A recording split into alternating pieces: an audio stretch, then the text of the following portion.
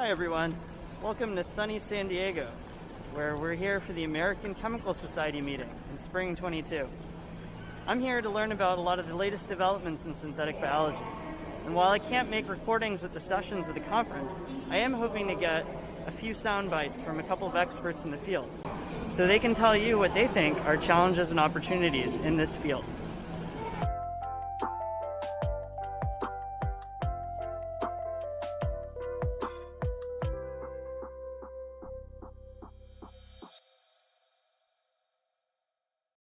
I was excited to visit San Diego for just my second time, and I was even more excited that my lab would have its first student presentation at an in-person conference.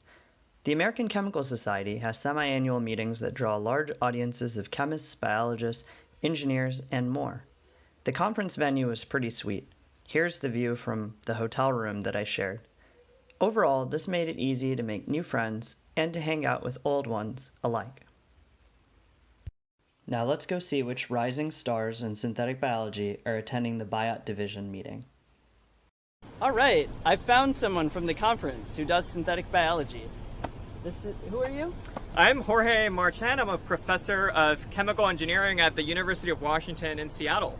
All right, and what do you do, Jorge, as a professor? Do you do research or teach? I do a little bit of both. So as a professor, I teach and lecture in biology for engineers, but I also do research in synthetic biology, areas that focus on manipulating microbes to have them produce compounds that are useful for us as therapeutics. Awesome. So that's really cool. What would you say drew you to, do synthetic biology? I think this is a long story that maybe started sometime during high school. So I'm originally from San Juan, Puerto Rico, and at the time, this was back in the early 2000s, the pharmaceutical industry was really, really big in Puerto Rico, and it was kind of the pride of our most advanced technology industry.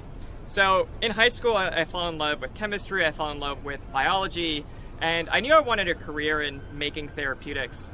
It wasn't until I got to undergrad I decided to major in chemical engineering because that's who was making a lot of these therapeutics. Sometime after that, I learned that many of our therapeutics actually don't come from pharmaceutical reactors, they come from bacteria.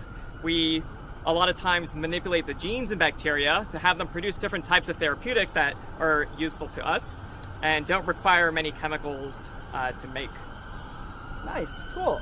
All right, so we've heard a little bit about the power of synthetic biology for making therapeutic molecules. Let's see who else is hanging out at the conference. All right, so I'm here with Dr. Carl Denard of the Department of Chemical Engineering at the University of Florida. So Carl, what drew you to chemical engineering and to synthetic biology?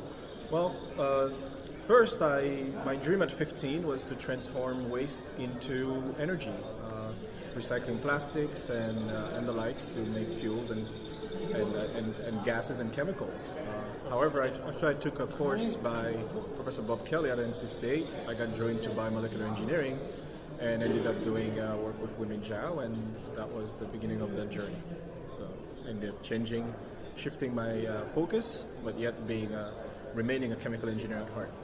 Okay, so that was the chemical engineering part, and then within that area for synthetic biology, what drew you to that?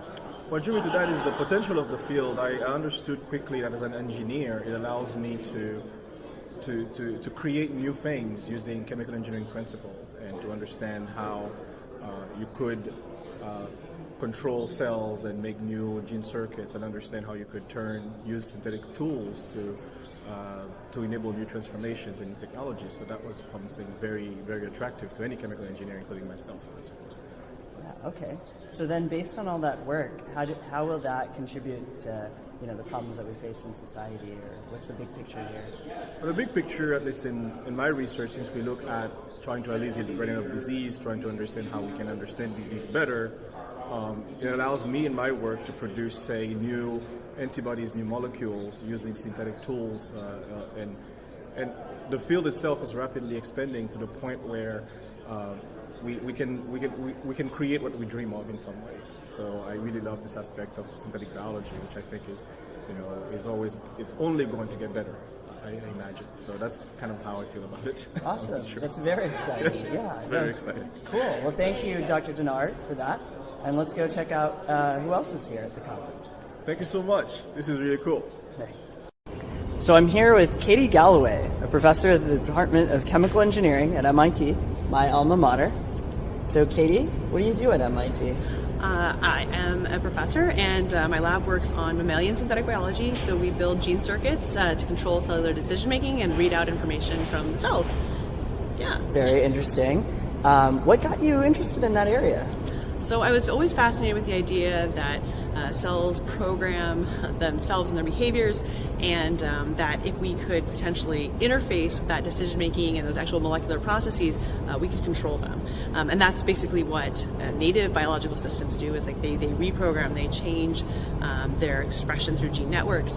And so I figured if we can tap into that network, we could just fundamentally change and even control how cells behave. And specifically, my lab is really interested in looking at how do you actually reprogram cellular identity. So taking cells from being fibroblasts into being motor neurons, with the idea being that if we can do that process safely, someday we can actually provide tissue regeneration inside of people's bodies. Awesome. Yeah, I was about to ask you what the big picture was, but there's a lot of Yes. healthcare implications right there. Exactly, yeah. So the idea that you could go in, fix cells, and that those cells could then be therapeutic, and they'd be someone's own cells. So you don't have to go through all of this immunosuppression of getting, cells from a donor. And so that's very exciting to me, this idea that you can repair and replace, as long as you can actually program reliably. That's the big bottleneck.